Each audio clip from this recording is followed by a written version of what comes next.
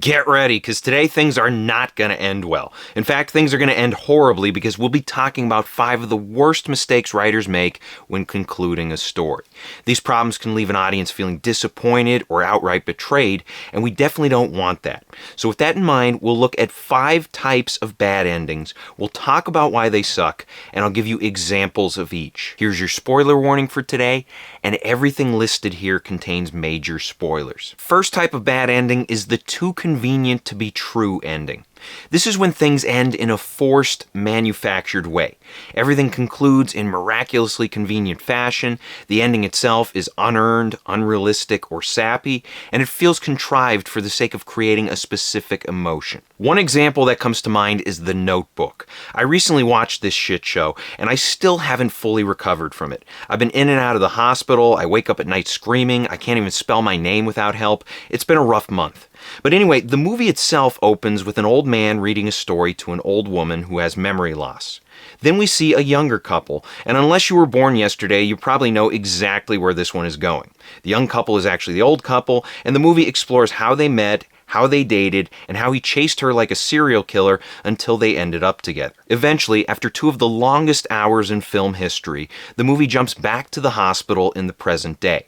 The old man has a heart attack, but the script keeps him alive long enough for him to sneak into her room. There, she recognizes him despite her memory loss, and then the movie ends with the 2 of them dying in each other's arms. This ending sucks the big one because the emotion is manufactured. If you watch closely, you can see the puppet strings yanking both characters toward this sappy outcome. Not only that, but the movie opts to play things neat and tidy by ignoring the reactions of their kids and grandkids.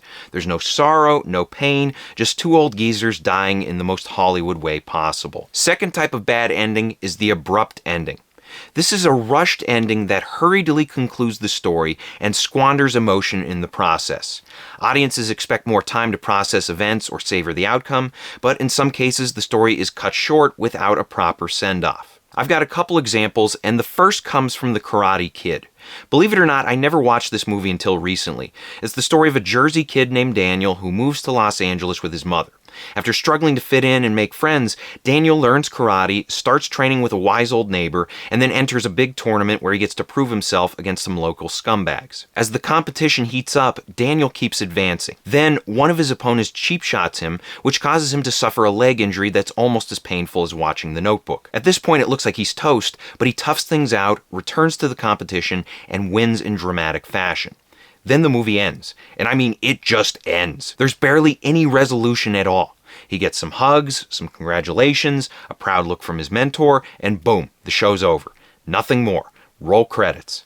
And it would have been nice to savor the thrilling victory or to briefly see how Daniel's daily life changes as a result of this big win. But instead, we get a list of names and that's it. The other example comes from Season 6 of The Walking Dead. Now, I've talked about this on the channel multiple times before, so I'm not going to beat it to death here, but I hate this ending so much that I have to at least mention it. Now, throughout Season 6, the show constantly hypes up its latest villain, whose name is Negan. Then, the season finale ends with his big introduction. Negan is shown to be a menacing, chaotic, and charismatic guy, and he decides to punish Rick's group by killing someone at random. Who, you ask? Well, I'm not going to tell you. Third type of bad ending is the brainless twist ending. This is when a story ends with an insulting twist that undermines everything that came before it. It prioritizes shock value over storytelling, lowers or eliminates the story's stakes, and forces cheap drama instead of allowing it to develop naturally. For an example, I gotta mention the absolute worst ending I've ever come across in a novel. And it comes from My Sister's Keeper by Jodi Picoult. Now, the first 99% of this book is fantastic. It's about a young girl named Anna who was brought into the world solely to provide her older sister with blood, bone marrow, and organs. After 13 years of this shit, Anna hires a lawyer and fights for her right to live. Then, after a powerful series of emotional ups and downs, she finally wins her freedom. Now, when I read this book about 10, 15 years ago, I was rooting hard for this little girl. I loved seeing her take initiative and stand up to her parents, and her victory was a powerful one because not only did she win her freedom, but after doing so, she even wanted to donate a kidney to her sister. It was some powerful stuff. But then, in the final chapter, everything goes off the rails. Right after leaving court, Anna somehow gets hit by a truck, and after she dies at the hospital, they harvest her organs and give them to her sister. It's the most insulting ending I've ever encountered, and if you ever see a copy of My Sister's Keeper at your local library or local bookstore or on someone's coffee table, do the world a favor and rip out the final 10 pages. Fourth type of bad ending is the total letdown ending. This happens when a story promises a strong payoff or resolution, but instead of blowing people's minds or delivering emotional impact, the ending coughs up something obvious or underwhelming, and it makes the entire story look weak in retrospect. For an example, let's talk about The Happening. This Shyamalan movie came out in 2008, and it had a pretty interesting premise involving a plague that causes people to commit suicide. So in other words, it was Bird Box before Bird Box was a thing. Anyway, The Happening follows the Wahlberg family as they navigate this crazy world. They run around in their plot armor, watch a bunch of people die, and at one point they encounter some clown who suggests that the source of this plague is the plants. That sounds like a possibility, but it can't be that easy, right? I mean, there's got to be more to this mystery. Surely there was some thought put into this, right? Well, the story continues until the Wahlbergs find themselves in a desperate situation. We're talking about a situation that could kill them if their plot armor isn't strapped on tight enough. Luckily, however, they survive, and then we jump ahead several months and learn what brought about the plague. After 90 minutes of suspense and mystery, the movie answers our burning question by revealing that the plague was caused by the plants. Feel the excitement. And this sucks because the movie flat out tells us early on. It doesn't give us clues to piece together, it doesn't build toward a mind-blowing revelation, instead it just repeats itself. Finally, the fifth type of bad ending is the gaslight ending. This is an ending that tries to manipulate the audience into feeling a certain way or accepting a certain outcome. It often creates an unearned sense of warmth or triumph, and writers may use this ending to pat themselves on the back or cover up their mistakes. Either way, it feels like it's directed at the audience rather than being a genuine, honest event within the story world. One of the most laughable examples of this comes from Rise of Skywalker. Rey visits Tatooine, she buries Luke and Leia's lightsabers, and then some random NPC is like, "Oh, who are you?" And that of course sets up this disaster. Who are you? I'm Rey. Rey who? Rey Skywalker.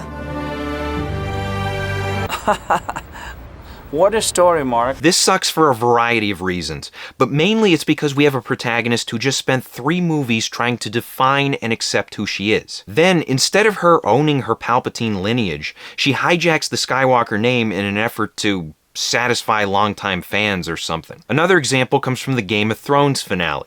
After Jon Snow eliminates his aunt/lover/queen, the other major players get together to decide who will become king. Tyrion then argues that Bran Stark is the best choice because he fell out of a window and got superpowers. And who has a better story than Bran the Broken? The boy who fell from a high tower and lived. He knew he'd never walk again, so he learned to fly. He crossed beyond the wall, a crippled boy, and became the three-eyed raven.